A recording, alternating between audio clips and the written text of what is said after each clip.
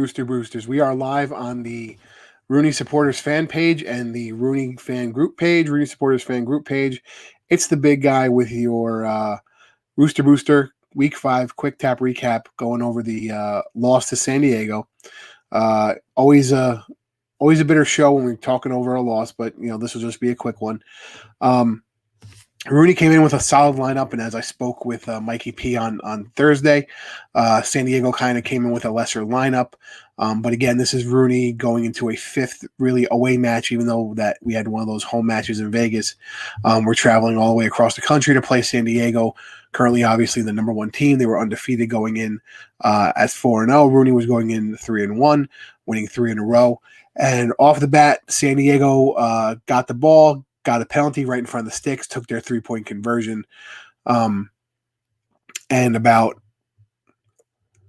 5 minutes later, excuse me, San Diego comes back, scores a try, slaps the conversion. Now Rooney's already down 10-0.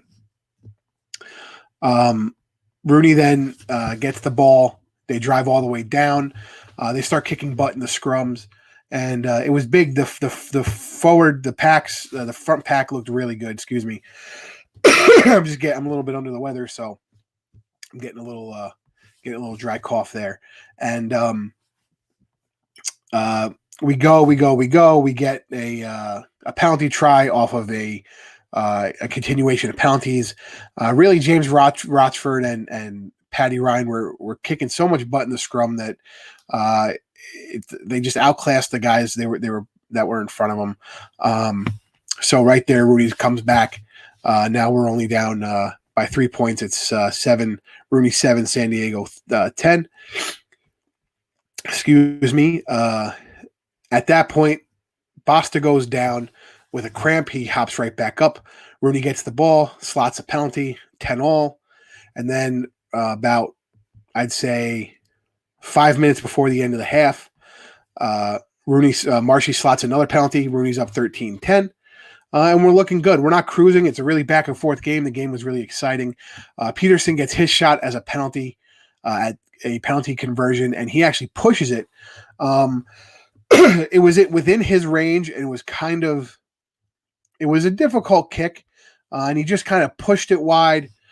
So it's one of those, they could have went either way. At halftime, Rooney is up by 3, 13-10.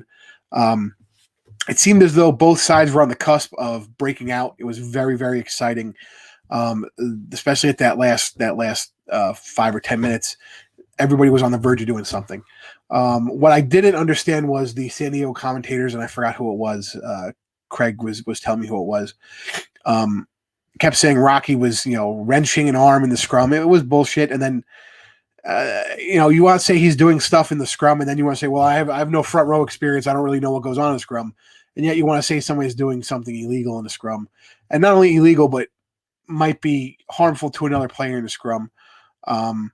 Not to say that, there's supposed to be objective commentators. They are the San Diego commentators, so I get that. It's their home match. We get to listen to them, but that just seemed to me to be asinine, to be completely honest. And then to say that, and then to say, well, I have no experience and I really wouldn't know. Well, then you gotta be quiet. You have to know better than that. Going into the second half, our defense looked really tough. Rooney gets a put in on their own 5 meters. They held up. They did hold up a try. Then they get the ball back, and they're all the way down. If they're facing us on our right side on the screen, the top of the screen. Excuse me. Marcus Walsh puts in for the scrum, and it looks like it comes right back out the tunnel. The referee doesn't call it that way. All the Roosters turn around and start, kind of giving them the business. Like it went back through the tunnel. It didn't come out any of the sides really to the flanker or back to the 8-man. And as they do that, San Diego comes in and scores, slots the conversion. Now San Diego is up by 4, 17-13. And right after that, Rooney kind of got lazy. I'm not sure if they were still kind of shaking off that last try, but you could just tell they were kind of out of it. It's at that point where they were down a man. Patty Ryan again gets carded. I think it was Patty. I forgot who it was, if it was James or Patty. I think it was Patty. Had gotten carded prior to the first for that first try to make it 17-13. He had permission to go through the mall. The referee gave him said permission, and for whatever reason, the referee felt he disengaged and came back in, and that he got a penalty for actually accumulation of penalties at that point. What are you going to do? So that's the second play is just lazy. San Diego breaks one, and Rooney is now down 24-13 going in.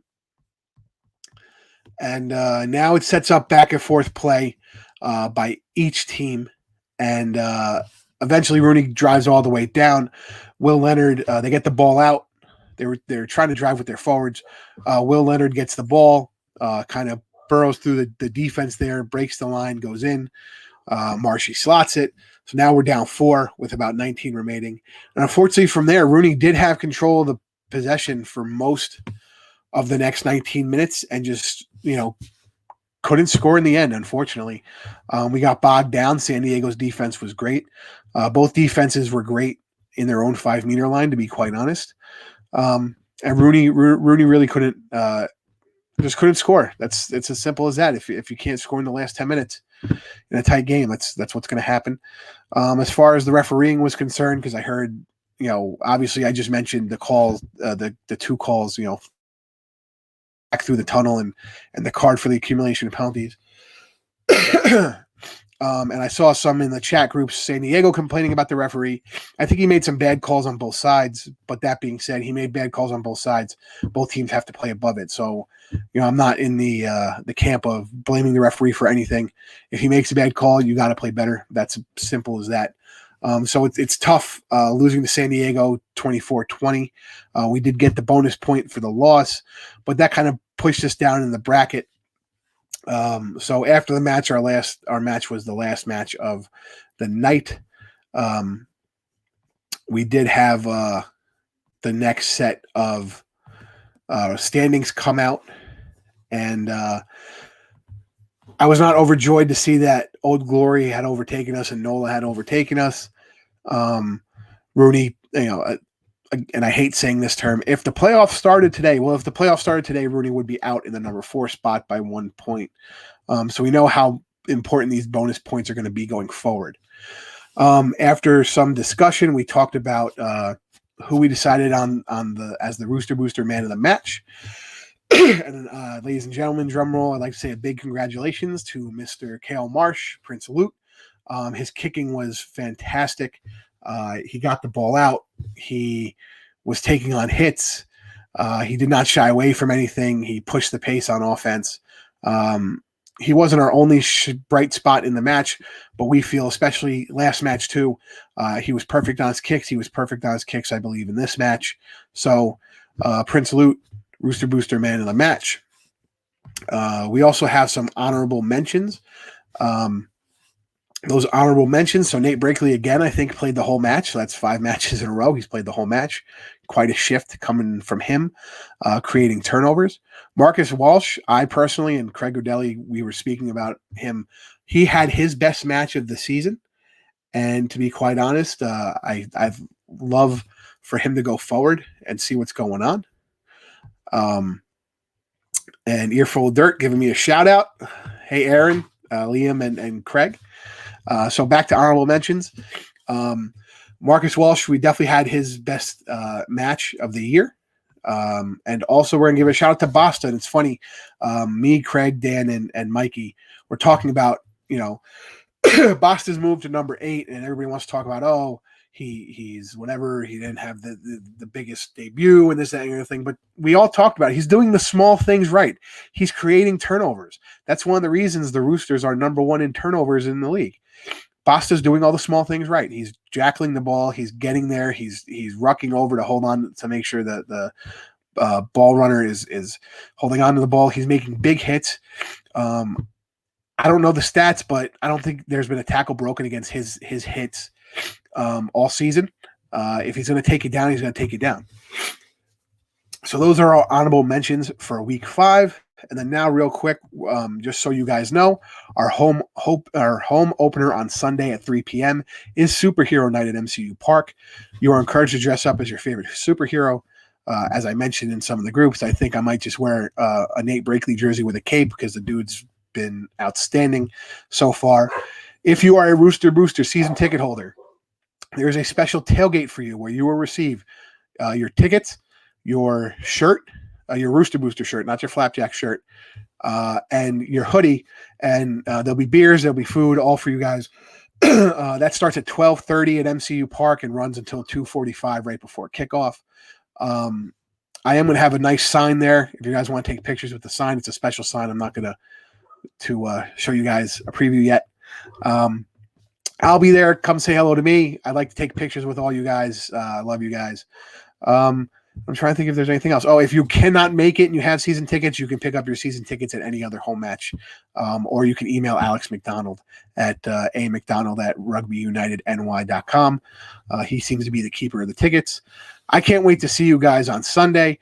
This Thursday, we will have our Rooster Booster Time episode 4 out. And it'll be me, Mikey P, and our boy Sammy Brooks is back in action. So thanks a lot, guys. Love talking to you. What are you going to do? You'll win some, you lose some. We got a nice home opener coming against Seattle this weekend, and I'm going to see you there. Have a good one, guys.